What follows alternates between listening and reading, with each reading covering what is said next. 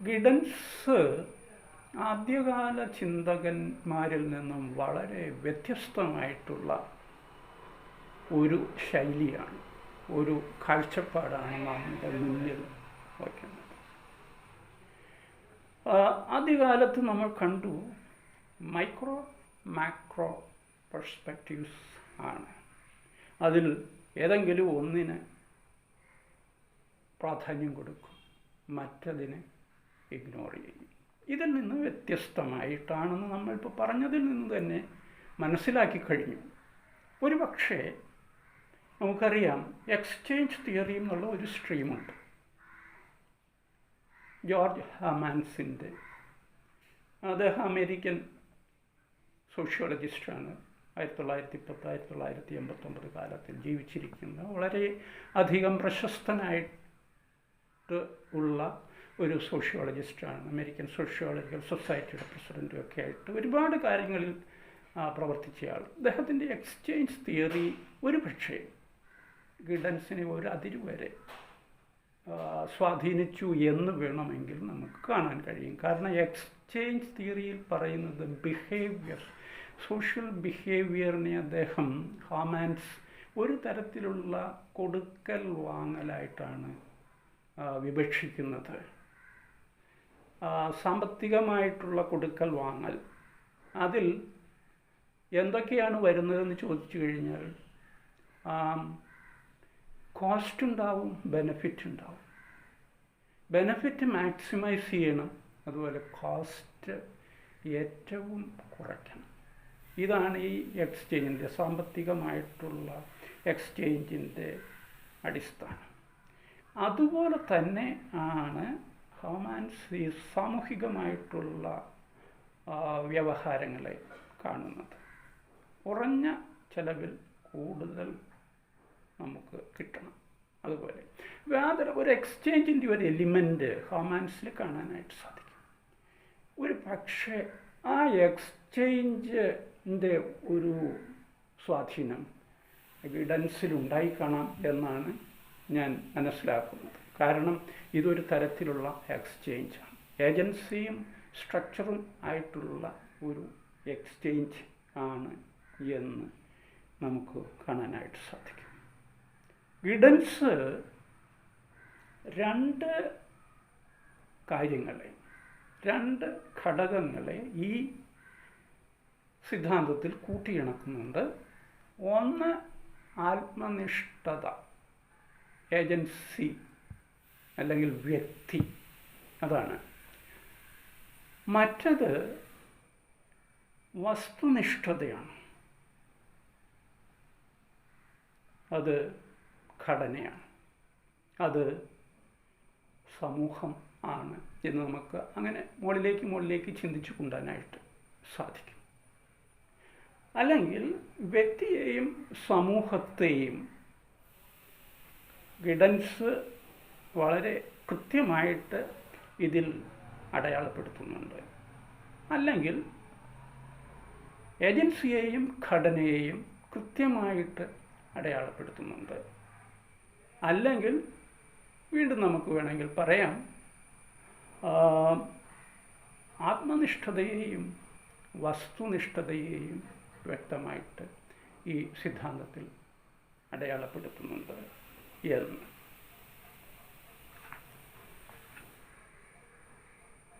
മറ്റൊരു കാര്യവും കൂടി നമുക്ക് ഇവിടെ ഓർത്തിരിക്കേണ്ടത്, ഘടനാവാദവും ഘടനാവൽക്കരണവാദവും ഒന്നാണ്. കൃത്യമായിട്ടും നമുക്ക് പറയാനായിട്ട് സാധിക്കും, ഇവ ഒന്നല്ല, ഇവ രണ്ട് തന്നെ. ഘടനാവാദം അല്ലെങ്കിൽ സ്ട്രക്ചറലിസം എന്ന് പറഞ്ഞു കഴിഞ്ഞാൽ ചെറിയ സ്ട്രക്ചേഴ്സ് വലിയ സ്ട്രക്ചേഴ്സുമായിട്ട് ബന്ധപ്പെടുത്തി പ്രതിപാദിക്കുക, വിശദീകരിക്കുക. അതുപോലെ തന്നെ പല തരത്തിലുള്ള സ്ട്രക്ചേഴ്സ് എങ്ങനെ ബന്ധപ്പെട്ട് നിൽക്കുന്നു, അതിൻ്റെ ഉൾക്കാമ്പന്ത്, ഇങ്ങനെയുള്ള അന്വേഷണങ്ങളാണ് സ്ട്രക്ചറലിസത്തിൽ വരുന്നത്. പക്ഷേ ഘടനാവൽക്കരണവാദത്തിൽ നമ്മൾ കാണുന്നത് ഇതല്ല. അങ്ങനെയുള്ള രീതിയിൽ നിന്ന് വ്യത്യസ്തമായിട്ട് ഇവ തമ്മിലുള്ള ഏജൻസിയും അതുപോലെ സ്ട്രക്ചറും തമ്മിലുള്ള ഇടപഴകൽ, ഇൻ്ററാക്ഷൻ, അതും ഡൈനാമിക് ഇൻ്ററാക്ഷനാണ്. സ്റ്റാറ്റിക് ആയിട്ടുള്ള ഒരു സ്റ്റില്ലല്ല, ഒരു സ്റ്റിൽ ചിത്രമല്ല, ഡൈനാമിക് ഇൻ്ററാക്ഷൻ.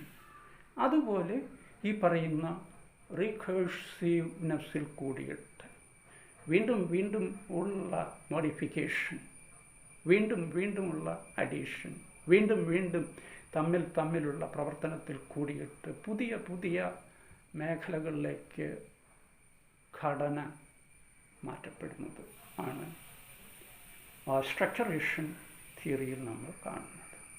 അതുകൊണ്ട് തികച്ചും കൃത്യമായിട്ടും ഇവ തമ്മിൽ വ്യത്യസ്തമായിട്ട് കാണേണ്ടതായിട്ടുണ്ട്. ഒരുപക്ഷെ ശബ്ദം അല്ലെങ്കിൽ നമ്മുടെ സംസാരത്തിൽ സ്ട്രക്ചറലിസം എന്നും സ്ട്രക്ചറേഷൻ എന്നും പറയുമ്പോൾ വളരെ സാമ്യമുണ്ട്. ഘടനാവാദം, ഘടനാവൽക്കരണവാദം എന്ന് പറയുമ്പോഴത്തേക്കും വളരെ സാമ്യമുണ്ടെങ്കിലും ഇത് വളരെ വ്യത്യസ്തമായിട്ടുള്ള രണ്ട് ശാഖകളാണ്, ചിന്താധാരകളാണ് എന്ന് നമ്മൾ കാണേണ്ടിയിരിക്കുന്നു. നമുക്കറിയാം, സ്ട്രക്ചറൽ മാർക്സിസത്തിൽ വരുന്ന ലൂയി അൽത്തൂസർ പറയുന്നത് ഏജൻസിയുടെ ഉള്ളിൽ ഘടന നിലകൊള്ളുന്നുണ്ട് എന്നാണ്. എന്തുകൊണ്ട് എന്ന് ചോദിച്ചു കഴിഞ്ഞാൽ, ഏജൻസിയെ ഐഡിയോളജിക്കൽ സ്റ്റേറ്റ് അപ്പരറ്റസിൽ കൂടിയിട്ട് വേണ്ട രീതിയിൽ സോഷ്യലൈസ് ചെയ്ത് എടുത്ത് ഈ ഘടനയെ ഏജൻസിയുടെ ഉള്ളിൽ പ്രതിഷ്ഠിക്കുന്നു എന്നാണ് വ്യംഗ്യം. അല്ലെങ്കിൽ അതുകൊണ്ടാണ് ഏജൻസിയിൽ ഘടന നിലനിൽക്കുന്നു എന്ന് പറയുന്നത് എന്ന് മനസ്സിലാക്കേണ്ടിയിരിക്കുന്നു. പക്ഷേ ഇവിടെ നമുക്ക് പറയേണ്ടത്, ഏജൻസി ഘടനയിൽ നിൽക്കുകയല്ല, അല്ലെങ്കിൽ ഏജൻസിയുടെ ഉള്ളിലുള്ള ഘടന അതിനനുസരിച്ച് ഏജൻസി പ്രവർത്തിക്കുക മാത്രം അല്ല, അതേ സമയത്ത് ഏജൻസി ഘടനയെ നിർമ്മിക്കുകയും ചെയ്യുന്നു എന്നാണ് കാണാനായിട്ട് കഴിയുന്നത്. അതാണ് ഗിഡൻസിൻ്റെ കാഴ്ചപ്പാടിൻ്റെ വ്യത്യാസം. മറ്റൊന്ന്, ഘടനയുടെ ദ്വന്ദ്വ സ്വഭാവം എന്നുള്ള ഒരു ആശയം ഗിഡൻസിൽ നമുക്ക് കാണാനായിട്ട് സാധിക്കും. അല്ലെങ്കിൽ അതിനെ ഡ്യുവാലിറ്റി ഓഫ് സ്ട്രക്ചർ എന്നാണ് ഗിഡൻസ് വിശേഷിപ്പിച്ചിരിക്കുന്നത്. അത് പറയുന്നത് എന്താണെന്ന് ചോദിച്ചു കഴിഞ്ഞാൽ, ഘടന ഏജൻസിക്ക് പ്രവർത്തിക്കുന്നതിനുള്ള മീഡിയവുമാണ്, മാധ്യമമാണ്. അതിൽ ഏജൻസി പ്രവർത്തിക്കുന്നതാണ്. അതേ സമയത്ത് തന്നെ ഘടന ഒരു ഉൽപ്പന്നവുമാണ് എന്നാണ് ഗിഡൻസ് ഈ ഡ്യുവാലിറ്റി ഓഫ് സ്ട്രക്ചർ ഉള്ളതുകൊണ്ട് ഉദ്ദേശിക്കുന്നത്. ഘടനയിൽ ഏജൻസി പ്രവർത്തിക്കുന്നു, അതായത് ഘടന ഒരു മാധ്യമമായിട്ട് നിൽക്കുന്നു, മീഡിയമായിട്ട് നിൽക്കുന്നു. അതിലാണ് ഇപ്പോൾ ചിത്രം എഴുതുന്നത്, അതിലാണ് അല്ലെങ്കിൽ രൂപങ്ങൾ സൃഷ്ടിക്കുന്നത് ഏജൻസി. അതേ സമയത്ത് ഇതിൻ്റെ ഒരു ഉൽപ്പന്നമായിട്ടും ഘടനയെ, അതായത് മാറ്റപ്പെടുന്ന ഒരു സംഗതിയായിട്ട് നമുക്ക് ഘടനയെ കാണേണ്ടതായിട്ട് ഉണ്ട്. ഒരു പ്രത്യേക രീതിയിൽ നിലനിന്നിരുന്ന ഒരു വസ്തുവിനെ ഏജൻസി മറ്റൊരു രീതിയിലേക്ക് മാറ്റുന്നു. ഒരു ചെറിയ ഘടനയെ വലിയ ഘടന അല്ലെങ്കിൽ മറ്റൊരു ഘടനയിലേക്ക് മാറ്റുന്നു. അതുകൊണ്ടാണ് ഘടന ഒരു മാധ്യമമാണ്. അതിലാണ് ഏജൻസി പ്രവർത്തിക്കുന്നത്. അതുപോലെ തന്നെ ഘടനയെ നമുക്ക് ഒരു ഉൽപ്പന്നമായിട്ടും കാണേണ്ടതായിട്ട് കഴിയും, അല്ലെങ്കിൽ കാണേണ്ടതായിട്ട് വരുന്നു. ഈ ഉൽപ്പന്നമാക്കുന്നതിൽ ഒരു പക്ഷേ ഗിഡൻസ് പറയുന്നത് സ്ട്രക്ചറൽ മൊഡാലിറ്റീസ് എന്ന് പറയുന്ന ഒരു ആശയവും ഗിഡൻസ് ഇവിടെ ഉപയോഗിക്കുന്നുണ്ട്. സ്ട്രക്ചറൽ മൊഡാലിറ്റീസ് എന്ന് പറഞ്ഞു കഴിഞ്ഞാൽ അതിൽ രണ്ട് കാര്യങ്ങൾ അടങ്ങിയിട്ടുണ്ട്. ഒന്ന് റൂൾസാണ്, നിയമങ്ങളാണ്. രണ്ട് അതിൻ്റെ റിസോഴ്സസാണ്, വിഭവങ്ങളാണ്. അതിൽ തന്നെ വിഭവത്തിൽ തന്നെ നമ്മൾ നേരത്തെ കണ്ടു, ഈ കാര്യം നേരത്തെ നമ്മൾ സൂചിപ്പിച്ചിട്ടുണ്ട്. വിഭവങ്ങളിൽ രണ്ട് തരത്തിലുള്ള വിഭവങ്ങളെ കാണാം. അലോക്കേറ്റീവ് ആയിട്ടുള്ള വിഭവങ്ങൾ, ഡിസ്ട്രിബ്യൂട്ട് ചെയ്യാൻ പറ്റിയിട്ടുള്ള, ഘടനയിൽ ഡിസ്ട്രിബ്യൂട്ട് ചെയ്യാൻ പറ്റിയിട്ടുള്ള വിഭവങ്ങൾ. അതുപോലെ തന്നെ അതോറിറ്റേറ്റീവ് റിസോഴ്സസ്, അധികാരം ഉപയോഗിക്കുന്നതിനുള്ള റിസോഴ്സസ്. അപ്പോൾ ഈ റൂൾസും അതുപോലെ തന്നെ അധികാരവും ഉൾപ്പെടുത്തിക്കൊണ്ടാണ് പറയുന്ന ഈ ഏജൻസി ഘടനയിൽ പ്രവർത്തിക്കുന്നത്, അതുപോലെ തന്നെ ഉൽപ്പന്നമാക്കി മാറ്റുന്നത്. അപ്പോൾ അതാണ് എൻ്റെ പ്രത്യേകത. അൽത്തൂസറിൽ നിന്നിട്ട് വ്യത്യസ്തമായിട്ട് നമുക്ക് കാണാൻ ഇതാണ് കഴിയുന്നത്.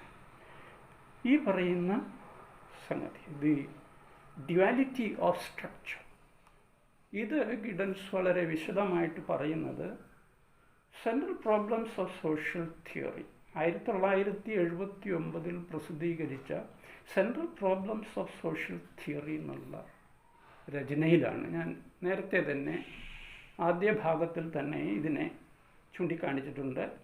ഈ ഒരു പ്രത്യേകത കൊണ്ടാണ് ഞാൻ അവിടെ അത് റെഫർ ചെയ്യാനായിട്ട് ഇടവന്നത്.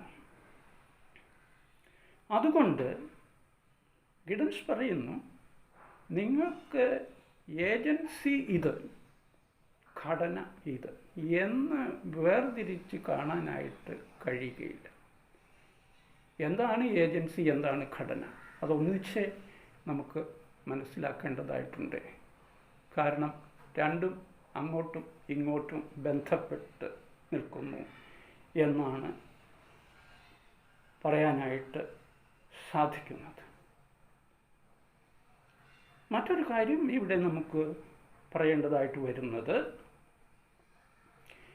ഏജൻസിയെ ഘടനയിൽ പ്രവർത്തിക്കുന്നതിന് സഹായിക്കുന്നത് ഏജൻസിയെ പറ്റിയിട്ടുള്ള അറിവുകളാണ്. എന്താണ് ഇതിൻ്റെ സ്വഭാവം, എന്താണ് ഇതിൻ്റെ ഇപ്പോഴത്തെ ഘടന, ഇത് മനസ്സിലാക്കാനായിട്ട് ഏജൻസിയെ സഹായിക്കുന്നത്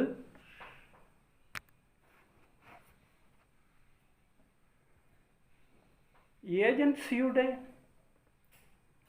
കോൺഷ്യസ്നെസ്സിൽ, ബോധതയിൽ നിലനിൽക്കുന്ന അറിവുകളാണ്.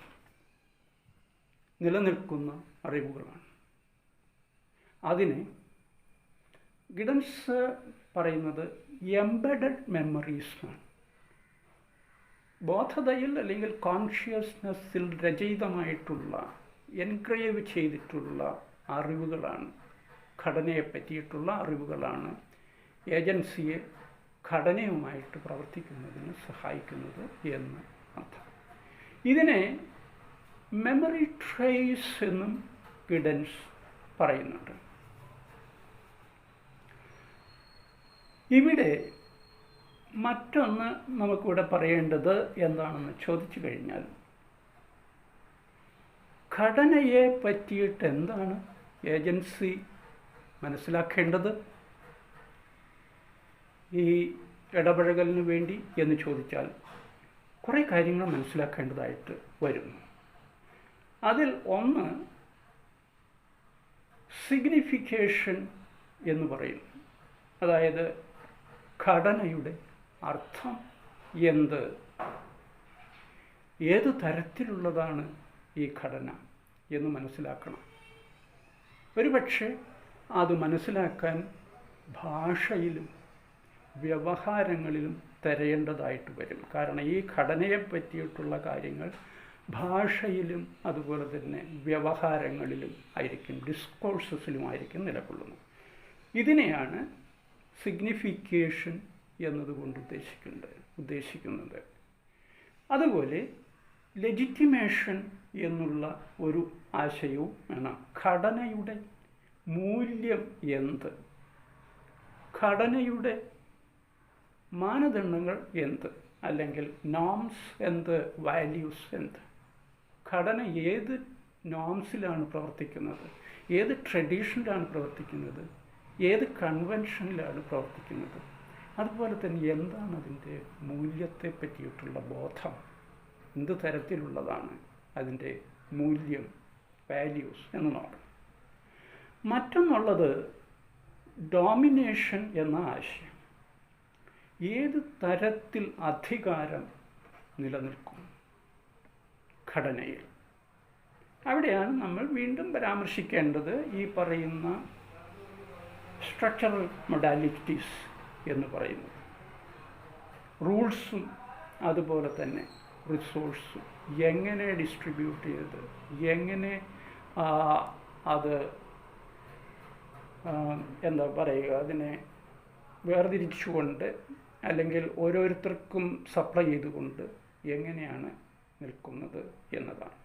ഡോമിനേഷനെ പറ്റിയിട്ടുള്ള അറിവും ഉണ്ടായിരിക്കണം. അതുപോലെ അപ്പോൾ ഇത് പറയുമ്പോൾ ഏജൻസിയെ പറ്റിയും നമ്മൾക്ക് സൂചിപ്പിക്കേണ്ടതായിട്ടുള്ള ആദ്യത്തേത് എംബഡഡ് മെമ്മറീസ് എന്ന് പറഞ്ഞാൽ ഇതാണ് സംഗതി. ഘടനയെ പറ്റിയിട്ടുള്ള അറിവ്, അത് ഈ തരത്തിലുള്ള അറിവുകളായിരിക്കും ഏജൻസിയുടെ ബോധതയിൽ എൻഗ്രേവ് ചെയ്യപ്പെട്ടിരിക്കുന്നത്, അല്ലെങ്കിൽ മെമ്മറി ട്രേസസ് ആയിട്ട് നിലകൊള്ളുന്നത്. ഇവിടെ പാരലലായിട്ട് ഞാൻ ഏജൻസിയുടെ പ്രത്യേകതകളും ഓർമ്മിപ്പിക്കാനായിട്ട് ശ്രമിക്കുന്നു. ഓരോ ഏജൻസിക്കും അല്ലെങ്കിൽ ഓരോ വ്യക്തിക്കും ഇതുപോലുള്ള ചില പ്രത്യേകതകൾ കാണും. ഒന്ന്, ഓരോരുത്തരുടെയും കഴിവ്, അതായത് നമുക്ക് വേണമെങ്കിൽ കേപ്പബിലിറ്റി എന്നോ കപ്പാസിറ്റി എന്നോ ഒക്കെ പറയാം. ഇടപെടുന്നതിനുള്ള കഴിവ് അല്ലെങ്കിൽ സ്വാധീനിക്കുന്നതിനുള്ള ആ കഴിവ് ഓരോരുത്തർക്കും ഇത് വ്യത്യസ്തമായിരിക്കും. പക്ഷേ അല്പമെങ്കിലും ഓരോരുത്തർക്കും ഉണ്ടായിരിക്കും. ചിലർക്ക് ചിലപ്പോൾ അധികമായിട്ടും ഉണ്ടായിരിക്കും എന്ന് പറയാം. രണ്ടാമതായിട്ട് നോളജബിലിറ്റി, അതാണ് അറിവുണ്ട്. എന്തിനെ പറ്റിയിട്ട്, ഞാൻ ആര്, ഹുവാമായി, സ്വയത്തെ പറ്റിയും അതുപോലെ തന്നെ മറ്റുള്ളവരെ പറ്റിയിട്ടും ഉള്ള അറിവ് ഈ പറയുന്ന ഏജൻസിക്ക് ഉണ്ടാകും. അത് ഏജൻസിയുടെ ഒരു പ്രത്യേകത ആണ്. അതുപോലെ തന്നെ സ്വത്വം. ഈ ഘടനയിൽ ഒരുപാട് ഏജൻസികളുണ്ട്, ഒരുപാട് വ്യക്തികൾ ഇടപെടുന്നുണ്ട്. അവരുടെ ഇടയിൽ ഞാൻ ആര്, എൻ്റെ സ്വത്വം എന്ത്, എൻ്റെ ഐഡൻറ്റിറ്റി എന്ത് എന്നുള്ളതാണ്. അതുപോലെ ചിലപ്പോൾ ചില സമയങ്ങളിൽ ഏജൻസിയുടെ പ്രവർത്തനം, ഏജൻസിയുടെ കോണ്ടാക്റ്റ് അല്ലെങ്കിൽ ഏജൻസിയുടെ സ്വഭാവം ഒരു തരം റുട്ടീൻ എന്നുള്ള രീതിയിലായിരിക്കും, ദിനചര്യ എന്നുള്ള രീതിയിലായിരിക്കും, ഒരു സ്റ്റീരിയോ ടൈപ്ഡ് ആയിട്ടുള്ള ഇങ്ങനെ പോയിട്ട് ഇങ്ങനെ പോയിട്ട് ഇങ്ങനെ പോയിട്ട് അത് റുട്ടീനായിട്ടുള്ള രീതി എന്ന് പറഞ്ഞു കഴിഞ്ഞാൽ അത് ശൈഥില്യപ്പെടുന്നതല്ല, ഒരേ രീതിയിൽ ഉള്ളതായിരിക്കും. ഇതും ഏജൻസിയുടെ ഒരു സ്വഭാവം ആണ് എന്ന് നമുക്ക് കാണാനായിട്ട് കഴിയും. യാന്ത്രികമായിട്ടുള്ള രീതിയിലും പ്രവർത്തിക്കുന്നതായിരിക്കും ഏജൻസിയുടെ ചില സ്വഭാവങ്ങൾ. അപ്പോൾ പറഞ്ഞു വരുന്നത് എന്താണെന്ന് ചോദിച്ചു കഴിഞ്ഞാൽ, ഈ രണ്ടെണ്ണത്തിൻ്റെയും അംശങ്ങൾ, രണ്ടെണ്ണത്തിൻ്റെയും പ്രത്യേകതകൾ, ഘടനയുടെയും ഏജൻസിയുടെയും പ്രത്യേകതകൾ കൂടിച്ചേരുന്നുണ്ട് സ്ട്രക്ചറേഷൻ, ഘടനാവൽക്കരണത്തിൽ എന്ന് കാണേണ്ടതായിട്ട് വരുന്നു. അതുകൊണ്ടാണ് ഈ പറയുന്ന കാര്യങ്ങൾ നമ്മൾ ഓരോന്നായിട്ട് ചൂണ്ടിക്കാണിക്കുന്നത്. ഘടനയെപ്പറ്റി ഏജൻസിക്ക് ബോധമുണ്ട്, മെമ്മറി ട്രേസസ് ആയിട്ട്.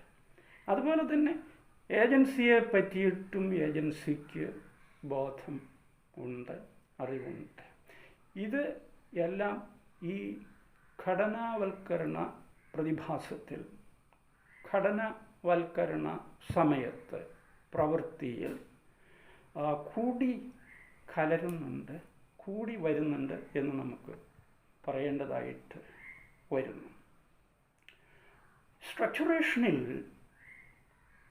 3 കാര്യങ്ങൾ, 3 ഇൻഗ്രീഡിയൻസ് ഉൾപ്പെട്ടിരിക്കുന്നു എന്നാണ് നമുക്ക് കാണാനായിട്ട് സാധിക്കുന്നത്.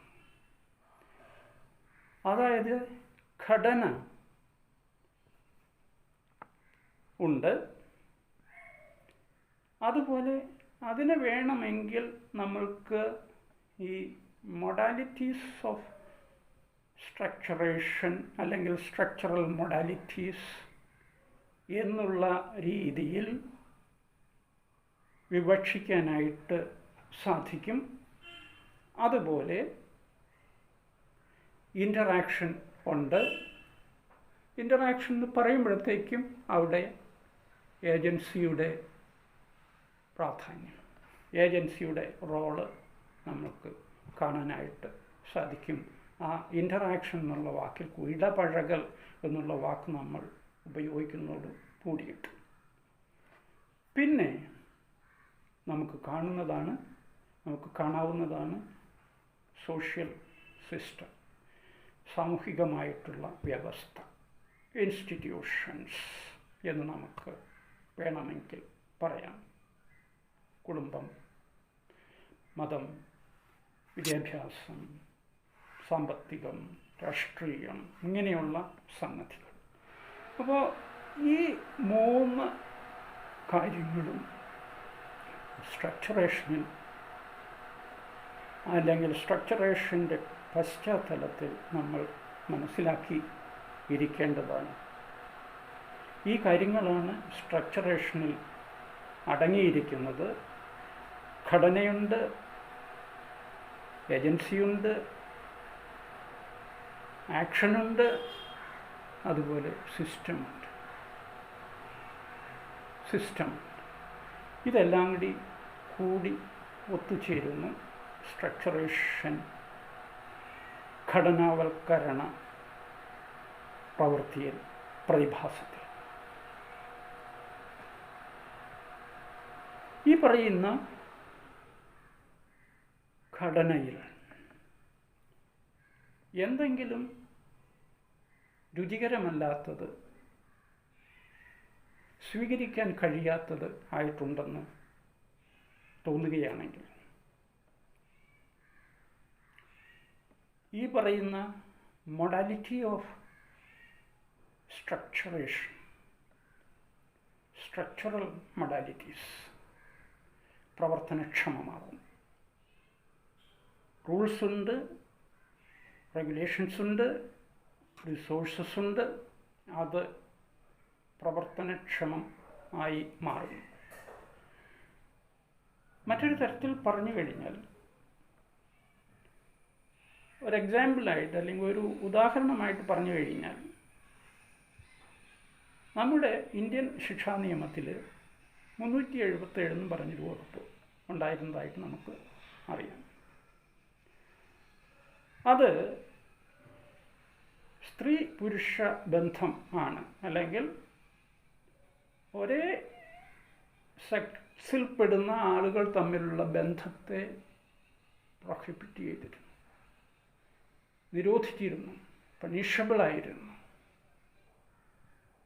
പക്ഷേ അതിനെതിരായിട്ട് ഒരുപാട് വിശ്വാസങ്ങൾ വരുന്നു, ഒരുപാട് കാഴ്ചപ്പാടുകൾ വരുന്നു, ഒരുപാട് പ്രവർത്തനങ്ങൾ വരുന്നു, ഒരുപാട് മൂവ്മെൻറ്റ്സ് വരുന്നു എന്ന് നമ്മൾ കണ്ടു. വളരെ അടുത്ത കാലത്ത് സംഭവിച്ച കാര്യമാണ് ഞാൻ ഈ പറയുന്നത്. അപ്പോൾ എന്തുണ്ടായി എന്ന് നമ്മൾ കണ്ടതാണ്. ഈ പറയുന്ന സംഗതിയെ നമ്മൾക്ക് വേറൊരു വ്യത്യസ്തമായിട്ടുള്ള രീതിയിൽ കാണേണ്ടതാണ്. മനുഷ്യർ തമ്മിലുള്ള അട്രാക്ഷൻ ഉള്ളത് സെക്സിൻ്റെ മാത്രം അടിസ്ഥാനത്തിലുള്ളത് അല്ല. അതുകൊണ്ട് ഈ പറയുന്ന IPCയുടെ ഇന്ത്യൻ ശിക്ഷാ നിയമത്തിൻ്റെ വ്യവസ്ഥയെ മാറ്റി ചിന്തിക്കേണ്ടത് ആണ് എന്നതാണ്.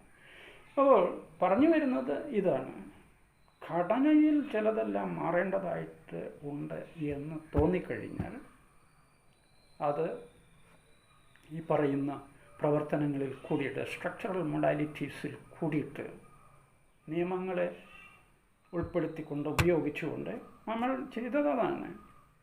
പല ആളുകൾ അതിന് നമ്മളുടെ നീതിന്യായ കോടതികളിൽ അന്യായം ഫയൽ ചെയ്തു. ഹൈക്കോടതിയിലും സുപ്രീം കോടതിയിലും ഒക്കെ അതിൻ്റെ നിയമ പോരാട്ടങ്ങൾ നമ്മൾ കണ്ടതാണ്.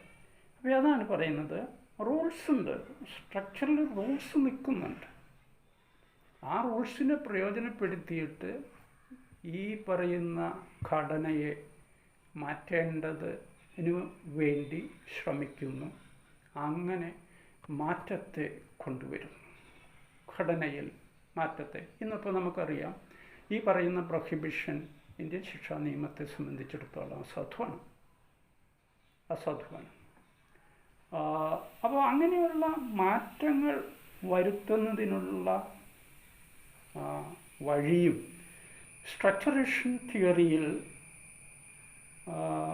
ഗൈഡൻസ് ചൂണ്ടിക്കാണിക്കുന്നുണ്ട്. അല്ലെങ്കിൽ പറഞ്ഞാൽ സാമൂഹികമായിട്ടുള്ള മാറ്റങ്ങൾ എങ്ങനെ സംഭവിക്കുന്നു എന്ന് ഗൈഡൻസിൻ്റെ ഘടനാവൽക്കരണ സിദ്ധാന്തത്തിനും അഡ്രസ് ചെയ്യാനായിട്ട് സാധിക്കും. അല്ലെങ്കിൽ ഘടനാവൽക്കരണ സിദ്ധാന്തം സോഷ്യൽ ചേഞ്ചിനെയും സാമൂഹികമായിട്ടുള്ള മാറ്റത്തെയും ഉൾക്കൊള്ളാൻ കഴിയുന്ന വളരെ പ്രബലമായിട്ടുള്ള, ഉൾക്കാമ്പുള്ള, ശക്തിയുള്ള ഒരു സിദ്ധാന്തമാണ് എന്ന് നമുക്ക് പറയേണ്ടതായിട്ട് വരുന്നു. അപ്പോൾ ഇതാണ് ഘടനാവൽക്കരണ സിദ്ധാന്തത്തിൻ്റെ ഏതാണ്ട് ഒരു ആശയം, അതിൻ്റെ ഉൾക്കാമ്പ്, അതിൻ്റെ ഉള്ളടക്കം എന്ന് നമുക്ക് കാണാനായിട്ട് സാധിക്കും. വളരെ ആധുനികനായിട്ടുള്ള, ജീവിച്ചിരിക്കുന്ന ഒരാളുടെ സിദ്ധാന്തം എന്നുള്ള നിലയിൽ ഈ കാര്യത്തെ വളരെ അധികം ശ്ലാഘിക്കേണ്ടതാണ്. അദ്ദേഹത്തിൻ്റെ മൗലികമായിട്ടുള്ള കാഴ്ചപ്പാടിന് നമുക്ക് വളരെയധികം മാറോടണയ്ക്കേണ്ടതാണ് എന്ന് പറയേണ്ടതായിട്ട് വരും. കാരണം ഈ മാക്രോ പെർസ്പെക്റ്റീവ്സിൽ നിന്ന് ഉള്ള തമ്മിലുള്ള സ്പർദ്ധയെ മാറ്റി നിർത്തുന്നതിന്, എന്നാൽ ഈ രണ്ടെണ്ണത്തിൻ്റെ ആശയത്തെ ഉൾക്കൊള്ളുന്നതിനും അവയെ എങ്ങനെ തമ്മിൽ യോജിപ്പിക്കണം, അക്കോമഡേറ്റ് ചെയ്യണം എന്നും മനസ്സിലാക്കി തന്ന നമ്മുടെ ആന്റണി ഗിഡൻസ് ഏത് തരത്തിൽ നോക്കിയാലും പ്രശംസനീയമായിട്ടുള്ള പ്രവർത്തനമാണ് കാഴ്ചവെച്ചത് എന്ന് പറയേണ്ടതായിട്ട് വരും.